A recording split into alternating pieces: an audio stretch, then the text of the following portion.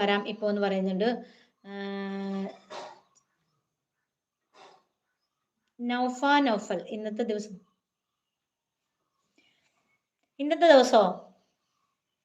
ദിവസോ എന്ന് പറയുന്നത് ഇപ്പൊ എല്ലായിടത്തും ഇന്ന് എന്താണ് രാഷ്ട്രീയത്തിന്റെ ആരവങ്ങളൊക്കെ മുഴങ്ങേണ്ട ദിവസമല്ല ഇന്ന്. ഏത് ജയപരാജയങ്ങളുടെ ദിനമാണിന്ന്. അതായത് വെച്ചോ ഇന്നലെ ഉറക്കാത്ത ഒരുപാട് സ്ഥാനാർത്ഥികളും അവർക്ക് വേണ്ടി പിന്നെ കാഹളം മുഴക്കിയവരും ഉറക്കം നിന്നവരും ഒക്കെ ഉണ്ട്. അപ്പൊ ഇന്ന്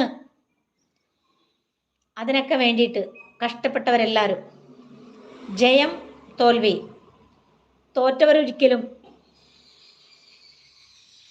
സങ്കടപ്പെടരുത്.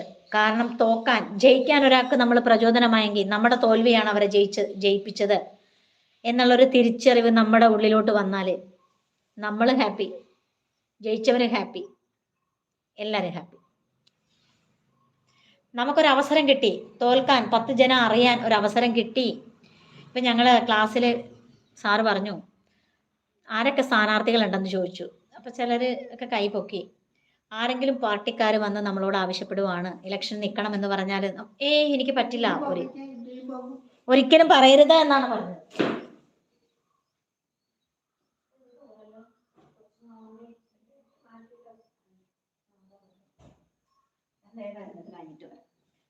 അപ്പൊ അതുകൊണ്ട് നമ്മൾ ഒരവസരം നമുക്ക് 5 വർഷത്തിന് ശേഷം കിട്ടുന്ന ഒരു അവസരമാണ്. അപ്പൊ എനിക്കിപ്പോ നിങ്ങളോട് പറയാനുള്ളത്, ഏത് പാർട്ടിക്കാർ വന്ന് ചോദിച്ചാലും നിങ്ങൾക്ക് നിൽക്കാൻ പറ്റുമോ എന്ന് ചോദിച്ചാൽ നമ്മൾ അവിടെ നിൽക്കണം. കാരണം ഇപ്പൊ പഞ്ചായത്ത് ഇലക്ഷൻ എന്നൊക്കെ പറഞ്ഞാൽ ഒന്നും അറിയാൻ വയ്യാത്ത ആൾക്കാരാണ് കയറി നിൽക്കുന്നത്. പക്ഷെ അവരൊക്കെ ഒരു അവസരമാണ് കിട്ടുന്നത്. നമുക്ക് കിട്ടുന്ന അവസരം, നമുക്കൊരു അവസരം നമ്മളെ തേടി വന്നാൽ നമ്മൾ ഒരിക്കലും നോ പറയാൻ പാടില്ല. നല്ല അവസരങ്ങൾ നമ്മളെ തേടി വരുമ്പം നമ്മൾ നോ പറയരുത്. നമ്മൾ നിൽക്കുക. നമുക്കൊരു എന്താ പറയാ, ഒരു സ്വാഗതം പറയാനൊരു അവസരം വന്നാൽ ഞാൻ പറയില്ല അയ്യോ എനിക്ക് പേടിയാ, അല്ല പറയണം. നമ്മൾ അവിടുന്ന് നമ്മൾ പറഞ്ഞു തുടങ്ങണം. അവിടെ നമുക്കൊരു അവസരമാണ് കിട്ടുന്നത്. അതുകൊണ്ട് അവസരങ്ങൾ നമ്മൾ പാഴാക്കരുത്. നല്ല നല്ല അവസരങ്ങൾ എന്ന് പറഞ്ഞ് മോശമായ അവസരങ്ങൾ വിനിയോഗിക്കാനല്ല ഞാൻ പറഞ്ഞത്.